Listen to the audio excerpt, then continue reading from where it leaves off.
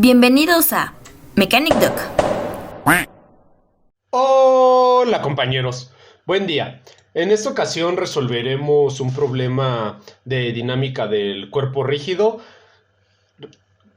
de los temas de posiciones y velocidades relativas, y también se relaciona a mecanismos con el método de los números complejos para conocer posiciones, velocidades y aceleraciones. El enunciado dice lo siguiente. El mecanismo mostrado en la figura, el eslabón 2 gira a una velocidad constante de 2 radianes sobre segundo, contrario de las manecillas del reloj. Por el método de los números complejos, calcule la velocidad y aceleraciones de todos los eslabones. Por el método de relativas, calcule las velocidades y aceleraciones en la posición mostrada. Bueno, para resolver este problema lo haremos en dos partes. Primero resolveremos el inciso A por un método y después en otro video lo resolveremos por el método de las velocidades y aceleraciones relativas. Del problema podemos inferir unos datos que son las distancias. Igual el enunciado nos dice cuánto hay del punto O hacia A, de A hacia B, de O hacia B y de B hacia C. Entonces, para resolver este problema vamos a necesitar que calcular primero unas distancias y ángulos de cada eslabón. Entonces procedemos a hacerlo. Primero vamos a analizar el eslabón que va del pasador O hacia el punto A. Tenemos que la distancia Y1 es igual a 5.08 centímetros. Esto lo podemos inferir del diagrama que nos brinda el problema. También sabemos que la distancia de O hacia A es de 10.2 centímetros. Eso es un dato que nos da también el problema. Entonces, por teorema de Pitágoras, podemos calcular la distancia X1, que es de 8.845 centímetros. Ahora podemos calcular el ángulo alfa 1 con la función seno, que nos relaciona el cateto opuesto sobre la hipotenusa. Despejamos, operamos con ayuda de la calculadora y llegamos a que alfa 1 vale 29.87 grados. Ahora podemos calcular el ángulo teta 1. Este ángulo es muy importante porque es el que utilizamos para el método de Euler.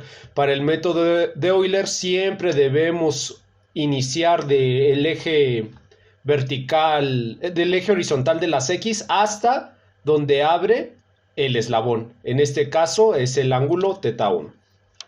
Y para calcular teta 1 simplemente será 360 menos alfa. Operamos y obtenemos que teta 1 es igual a 330.13 grados. Ahora vamos a analizar el eslabón que va de O4 hacia B. Sabemos que el eslabón de O4 hacia B es igual a 15.2 centímetros. Ese es un dato que nos brinda el problema. Sabemos también que la distancia X3 es igual a 14.6 centímetros. Esto lo podemos inferir del diagrama que nos da el problema. Es un dato que viene en las dimensiones del problema. Entonces podemos calcular Y3 nuevamente con teorema de Pitágoras. Operamos y nos da de 4.23 centímetros. Ahora vamos a calcular el ángulo alfa 3 con la función seno. Despejamos, operamos con ayuda de la calculadora y nos da de 73.85 grados. Finalmente calculamos el ángulo teta 3, que será 270 más alfa 3. Y el ángulo teta 3 es igual a 343.85 grados. Ahora vamos a calcular las distancias para el eslabón que va de A a B. El problema nos da de dato que de A a B mide 20.3 centímetros y Y2 la podemos calcular haciendo una resta. Esta resta sale igual de las dimensiones que nos da el problema en un inicio. Hacemos la operación y Y2 nos sale de 19.89 centímetros. Ahora podemos conocer X2 con teorema de Pitágoras. Operamos y nos da de 4.06 centímetros. Ahora vamos a conocer los ángulos. Podemos ubicar a alfa 2 con la función seno, despejamos y alfa 2 valdrá 78.465 grados. Finalmente calculamos a teta 3, calculamos a teta 2, despejamos y nos da que teta 2 es igual a 258.465 grados. Y finalmente utilizaremos el eslabón que va del punto B hacia el punto móvil. Podemos inferir que X4 será igual a 34.3 menos 14.6. Esto nuevamente es una dimensión que se puede observar por el diagrama que nos presenta el problema desde un inicio. Es un dato que podemos calcular con las dimensiones que nos brinda el problema. También nos dice que del punto B hacia el punto donde está la corredera hay 20.3 centímetros. Calculamos x4 y ahora podemos obtener y4 con teorema de Pitágoras. Operamos y nos da que y4 es igual a 4.9 centímetros. Ahora vamos a conocer los ángulos. Nuevamente alfa 4 lo obtendremos con la función seno, despejamos, operamos y nos da de 76.035 y ahora solo tendremos que conocer el ángulo teta 4, que será 270 menos alfa 4. Operamos y nos da que teta 4 es igual a 193.965 grados. Y ya tenemos todas las dimensiones y todos los ángulos que necesitamos para poder iniciar con el método de Euler. Entonces tenemos que armar nuestro circuito vectorial, que es cómo nos movemos desde el punto O2 hasta el punto O4. Si se dan cuenta, yo hice un corte del diagrama, ya que primero voy a analizar a dónde están los pasadores y después analizaré la corredera. Podemos hacer ese análisis, simplemente cortamos por la disposición que tiene el mecanismo. Recuerden que para hacer la sumatoria vectorial vamos de cola a punta, de cola a punta. Y entonces nos damos cuenta que llega un punto en el cual ya no podemos ir de cola a punta, que es cuando terminamos en el pasador. Y recuerden que el circuito siempre debe de estar cerrado, entonces no hay problema, simplemente sacamos dos nuevos vectores para que se cierre, que será mi vector R5 horizontal y mi vector R6 vertical. Y ya tenemos el circuito de los vectores cerrados. Ahora, si esto lo representamos matemáticamente, será R1 más R2 más R3 porque se está cumpliendo cola punta, cola punta, cola punta. Y esto será igual a R5 más R6 porque ahí nuevamente iniciamos, fue cola, punta y cola, punta. Y cerramos el circuito finalmente. Una vez que ya tenemos armado el circuito, simplemente despejamos para que se iguale a 0. Y ya empezamos a utilizar el método de Euler, que simplemente es agregar el valor numérico con su respectivo ángulo. Ahora, estos ángulos cambian con respecto del tiempo. Esta es la ecuación de la posición. Si yo derivo toda la posición con respecto al tiempo, voy a obtener las velocidades angulares. Y para eso tenemos que derivar con respecto al tiempo, ya que es con lo que varía nuestra velocidad angular. Sabemos que la derivada de la exponencial a la u va a ser igual a la e a la u, la derivada de u con respecto de x. Entonces tenemos que iniciar la derivada, quedando de la siguiente manera. Decimos que la derivada de i a la teta 1 será igual a i teta 1 y ahora tenemos que derivar lo que está aquí adentro con respecto del tiempo. Es lo que nos dice la regla. El número imaginario es constante, sale de la derivada y entonces simplemente quedará la derivada de teta 1 con respecto del tiempo y la derivada de teta 1 con respecto del tiempo es la velocidad angular que denominamos como teta puntito y esta derivada se repite a lo mismo de los otros términos. Ahora, ¿qué es lo que pasa con el punto R5 y R6? El ángulo teta 5 y el ángulo teta 6 jamás varían con respecto del tiempo. Esto quiere decir que EI teta 5 es una constante, por lo tanto, este término R5, todo el producto y todo el producto también de R6 se irán a 0, debido a que no tiene ninguna variación con respecto al tiempo. Es como si estuviéramos derivando una constante, y la derivada de una constante es siempre 0. Entonces queda la ecuación que se muestra en la pantalla. Ahora ya podemos representar al número de Euler con su forma de seno y coseno, que será coseno de teta 1 más i seno de teta 1. Y eso se repite tanto para la posición 2 como la posición 3. Ahora simplemente vamos a sustituir nuestros valores numéricos, que son todos los datos de entrada que nos brinda el problema, que son los que se aprecian en pantalla, y los que ya también calculamos con las posiciones de los eslabones en un inicio. Ahora esto lo sustituimos en la ecuación de velocidades que llegamos y llegamos a la siguiente expresión. Ahora lo único que tenemos que hacer es operar los números imaginarios. Y cuando operamos llegamos a la expresión que se muestra en pantalla. Lo que haremos a continuación va a ser reducir los términos que puedan reducirse. Si no, en este caso ya no se puede reducir, ya simplemente agrupamos términos. Puedo agrupar todos los imaginarios y eso igualarlo a 0. El imaginario lo factorizo porque se repite en cada término y simplemente lo paso del otro lado. Si yo despejo, llego a mi ecuación número 1. Y así como agrupé los números imaginarios, podemos agrupar los números reales. Nuevamente despejo y llego a mi ecuación número 2. Y si se dan cuenta, llegamos a una ecuación, a dos ecuaciones con dos incógnitas. Entonces podemos armar un sistema 2×2. Y al resolver este sistema 2×2, llegamos a las velocidades angulares del eslabón 3 y del eslabón 2. Ahora simplemente tenemos que calcular la velocidad del otro eslabón, porque recuerden que hicimos un corte en B. Ahora va el corte, lo haremos del eslabón B hacia el pasador O. Por lo tanto, vamos a analizar cómo se comporta con la corredera. Y nuevamente tenemos que armar nuestro circuito vectorial de R1 a R2, de R2 a R4, y recordemos que debe de cerrarse el circuito R7 y R8.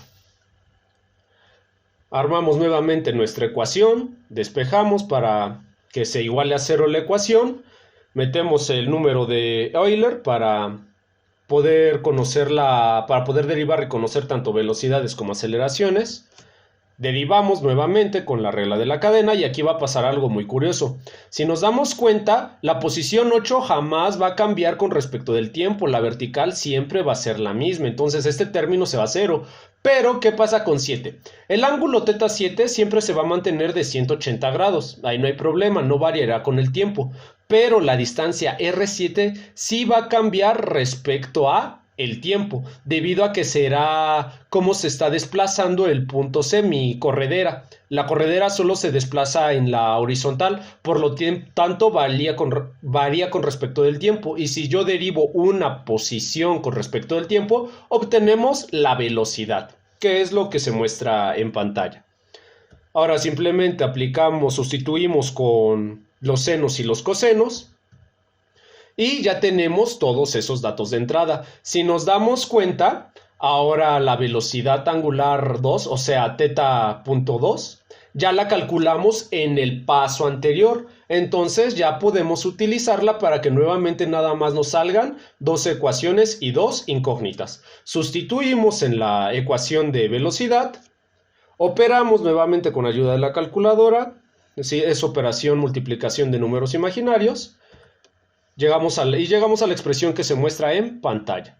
Nuevamente podemos agrupar los imaginarios y los reales. Primero agrupamos en este caso a los imaginarios, factorizamos ahí, pasa del otro lado y si nos damos cuenta llegamos a una ecuación en la cual solo tenemos una incógnita, que es la velocidad angular con la que se mueve el eslabón 4. Despejamos y llegamos a que el eslabón 4 se mueve a una velocidad de 0.9472 radianes sobre segundo. En este caso nos dio positivo y en los dos casos anteriores nos había dado negativo. Esto simplemente nos indica el giro. Si es positivo, el giro será antihorario y si es negativo, el giro será horario. Y ahora simplemente agrupamos los reales y puedo despejar ya la velocidad en C, ya que va a ser mi única incógnita, ya que la velocidad angular 4 la calculé en el punto anterior.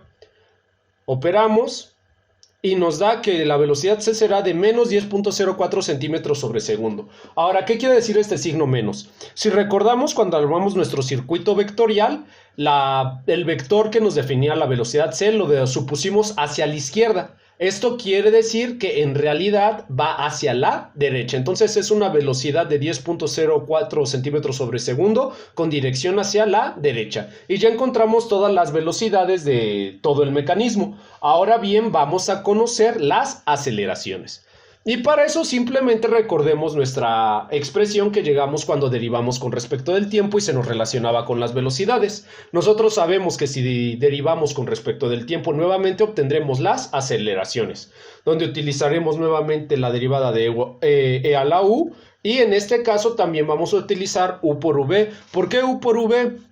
En el primer caso no hay problema, ya que nos dice que θ1 es una constante, es un dato que nos brinda el enunciado del problema, por lo tanto nada más será la derivada de u. Pero en el caso de la posición 2, tanto la velocidad angular 2 como el ángulo 2 dependen los dos respecto del tiempo, por eso se utilizará la forma u por v.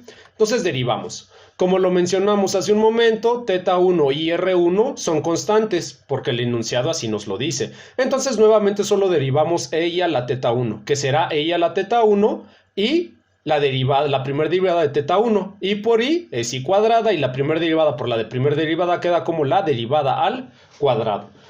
Ahora, en esta parte, R2 e I es lo único que sale constante. Y entonces, para derivarlo, nos dice que va a ser U. En este caso, teta 2. La derivada de V con respecto de X, derivamos a E y teta 2. Ya sabemos que esto pasa de la misma forma y derivamos adentro, que será I. Y la primera derivada de teta 2. Y la primera derivada de teta 2 por la primera derivada de teta 2 nos da primera derivada de teta 2 elevada al cuadrado. Más, ahora es V, E y teta 2 por la derivada con respecto de X. La derivada de teta 2 con respecto del tiempo básicamente nos da la aceleración o la o teta 2 doble puntito. Pero este término es la aceleración. A su vez, el término para R3 queda de la misma manera. Ahora, simplemente si nos damos cuenta, el término E y teta 2 e I teta 3 se repite, simplemente lo sacamos, lo factorizamos y sustituimos por senos y cosenos. Una vez que ya sustituimos, también ya conocemos todos esos datos de entrada, ya que las posiciones y ángulos se calcularon en un inicio. Las velocidades angulares ya también las conocemos porque fue lo que calculamos en los pasos anteriores. Esto lo sustituimos en la ecuación de las aceleraciones y llegamos a la siguiente expresión. Simplemente operamos con ayuda de la calculadora, simplificamos términos semejantes y ahora ya podemos dividir en imaginarios y reales. Dividimos en imaginarios y llegamos a la ecuación número 3. A su vez dividimos en los números reales y obtenemos la ecuación número 4. Si recordamos la ecuación número 3, se nos arma un sistema 2×2. Dos incógnitas, dos ecuaciones. Resolvemos y nos dice que el eslabón 3 girará a menos 1.0554 radianes sobre segundo cuadrado y el eslabón 2 a 3.1904 radianes sobre segundo al cuadrado. Nuevamente los signos solo quieren decir el giro que llevan. Negativo, horario, positivo, antihorario. Y una vez que ya resolvimos esto, vamos a analizar ahora la parte de la corredera, en la cual ya también conocemos su ecuación que nos ubicaba las velocidades. Si derivamos con respecto del tiempo, obtendremos las aceleraciones. Operamos. Nuevamente, si se dan cuenta, en este caso la derivada se repite. Volvemos al mismo caso, E y teta 7 es constante. Entonces lo único que cambiará con respecto del tiempo será la velocidad en C. Si derivamos la velocidad con respecto al tiempo, obtenemos la aceleración. Sustituimos por cosenos y senos. Y todos estos valores ya son datos que hemos calculado, se nos dan como datos de entrada, los cuales son los que se muestran en la pantalla. Aquí únicamente no puse teta 7, pero ya sabemos que teta 7 es igual a 180 grados. Sustituimos en la ecuación, operamos con ayuda de la calculadora, simplificamos los términos que sean semejantes, y ahora sí ya vamos a dividir en imaginarios y reales. Le agarro la parte imaginaria, factorizo al imaginario, despejo y si nos damos cuenta que da una ecuación de una incógnita. Opero con ayuda de la calculadora y nos da que la velocidad angular del eslabón 4 será de 0.6549 radianes sobre segundo al cuadrado con giro antihorario. Despejo con los reales, opero con ayuda de la calculadora. Si nos damos cuenta está en función de la aceleración angular 4, pero la calculamos hace un momento, simplemente sustituimos el valor, operamos y llegamos a que la aceleración en C será de menos 49.193 centímetros sobre segundo al cuadrado. Nuevamente el signo menos simplemente me está diciendo que en esta ocasión va hacia la derecha. Y bueno, eso sería todo, compañeros. Ya saben, si tienen dudas, comentarios, pueden dejarlos en la caja. Hasta luego.